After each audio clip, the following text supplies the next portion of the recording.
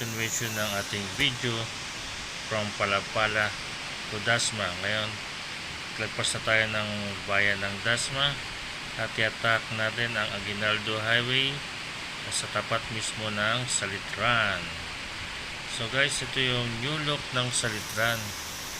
Dati kung makikita nyo to, kung nakakadaan kayo dito, talagang kala nyo kalsada lang talaga siya na walang mga establishmento. Pero ngayon makikita nyo talagang may mga mall na sa palipaligid. Kagaya nga sinabi ko, kasi almost 10 years rin ako hindi nakakadaan dito. Kaya bago pa sa akin paningin ang paligid na to.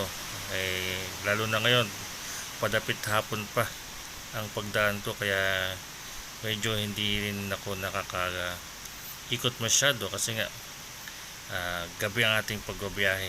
So inabot tayo ng stoplight, kaya konting hintay muna mga kangod. So far nandito tayo sa may kanto mismo ngayon ng Salitran. Medyo nabalaha tayo dito kasi nga itong bus meron palang kaunahan na bus din sa tabi niya, kaya ayaw magbigay. Kaya medyo nag-iingat ako ng part na to kasi di mo malaman kung saan siya pupunta, kung diretso o hihinto. Kaya nagsapalaran na ako, diretso ko na yun, no? Yun yung kaunahan niya, kaya hindi ako makasingit sa kanya kanina. So ito na, binabagtas na natin ang ang way lagpas ng Salitran. Then sa una niya mga kangod, makikita natin yung boundary ng Imus sa ng Dasma.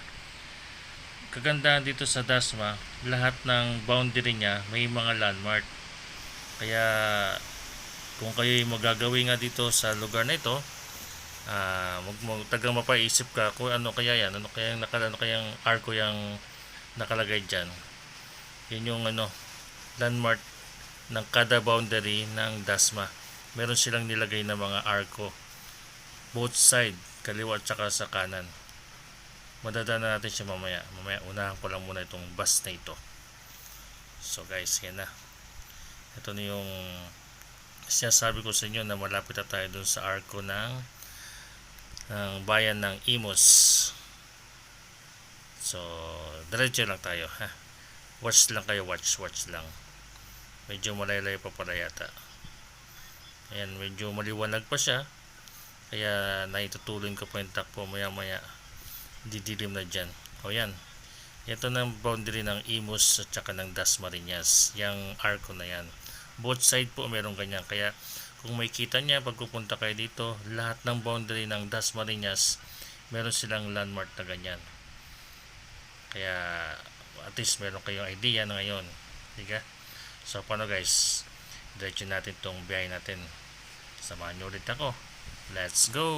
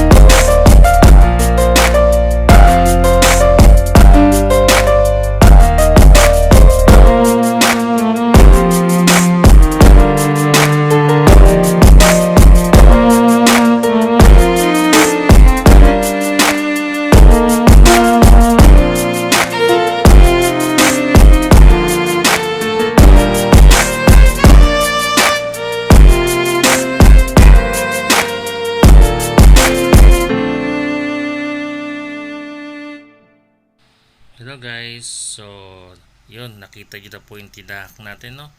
Simula Dasma hanggang dito sa Imos, then going to Bacoor. So dahil sa medyo ginagabi na, medyo nagbabagal na po ako niyan, kaya pasensya na ha, medyo hindi natin mapakita ng maliwanag ang ating video ngayon. Pero sa mga nakagusto naman at naibigan ng ating itinampok na video, makikilambing naman po ang inyong lingkod na don't forget to like, comment, and subscribe sa aking channel.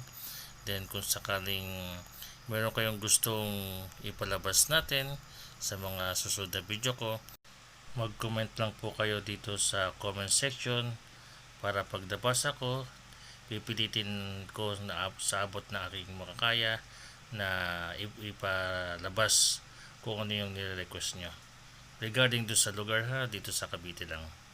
So